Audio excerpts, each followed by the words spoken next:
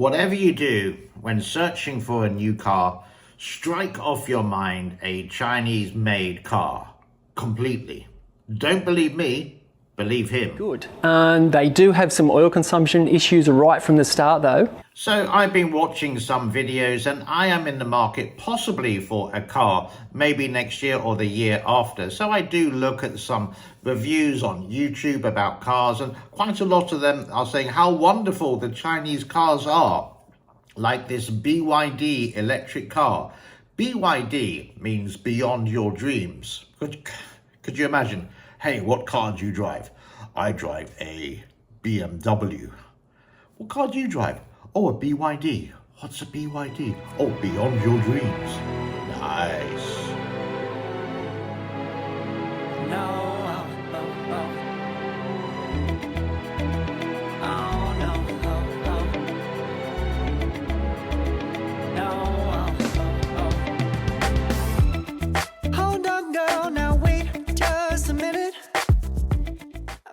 Cars, wherever you are in the world, do cost an arm and a leg, and the second most advanced or expensive purchase you'll possibly do in your life. In China, they have been making cars for a while, but 20 years ago, cars in China used to look like this, just 20 years ago, and also a little bit like this. 20 years ago. Now, granted, if we go back to the 1970s and you look at a Toyota, they would look quite pathetic, or the Datsun, etc., etc. But nowadays, they do look very stylish and they do look very chic. But in a nutshell, think about it. It's just folded metal or carbon fiber. So they can look like this, or this, or even this. So this is why I'm saying don't buy a car that is made in China or a Chinese car. I was looking at two options. One of them was an MG. Now, not this particular model, but it does look very stylish. And MG is a British car company called Morris Garages, which are now owned by a Shanghai Chinese company.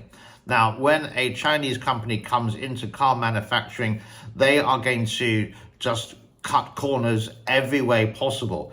If it's going to go into the Australian market or the UK market or the American market, they do have certain safety, which they have to meet, otherwise they can't sell it, but they do. Now, you don't need to take my word for it. I'm not a mechanic, but take a word of this mechanic. Overheating, and they also have a few problems with their turbos and timing chains too. That's just the beginning. Do you want some more? Okay, we're seeing piston complications, we're seeing timing chain issues and turbo failures across all variants. It doesn't sound good for Chinese car manufacturers. Yes, there are plenty of reports of slow shifting or harsh shifting or no shifting at all or no gear at all. I think we can squeeze in one more comment. Problem, that is the expensive repair that's worth more than the value of the car. So, MG, forget it. I'm not going to buy it. It all looks flash, it all looks stylish. They're not very expensive in this country. They're at the low end of the market. And the reason being is that these are the reviews of people who have had these MGs made in China by a Chinese company who bought MG and kept the logo. That in England, for example, when I went to England, I rented a car. It was an MG. I went, oh, that's nice. I don't know which year it was. It was an MG3. It worked. It was fine. But I could imagine, give that car up to 50, 60, 70,000 miles or even kilometers, it's going to do what this mechanic is saying here. But it's a rent-a-car and they wouldn't have that car that long. And if it was a new one, it was really out of date. For example, it didn't have a digital display.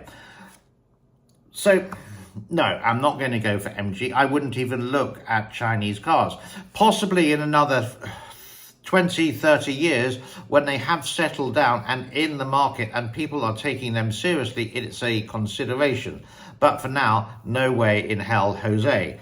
But I would consider Toyota. Now, if you do live in Asia, yep, absolutely 100% always go with Toyota or some Japanese brand, because you can get it serviced near enough anywhere in Asia. You get the MG, it's only going to be the MG garage, for example, and they're not going to carry Chinese parts.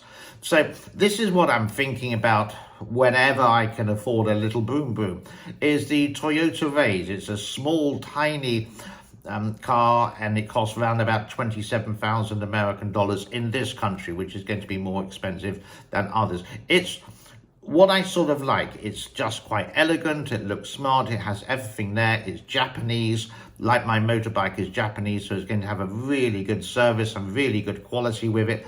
And I love the simplicity. You get into the actual cockpit, so to speak. There's not a million buttons and everything on the touchscreen. There's some old-fashioned buttons like for the air conditioning, which would be nice instead of going to the touchscreen trying to cool it down, or to use the windscreen wipers, you got to use the touchscreen, etc., etc. So this is my opinion. You can agree or disagree with it. That's entirely up to you. If you're going to buy a car, if you're in the market for it, just forget about the Chinese ones. They look stylish. They promise you all these things. But when it goes wrong, boy, is it going to go wrong. Stick with Ford. Stick with Chevrolet. Stick with the American brands. Stick with the Japanese brands. And if you're really rich and in Europe, hey, go with the BMW or Mercedes. Food for thought. Thanks for your time. Give it a thumbs up. Bye-bye for now.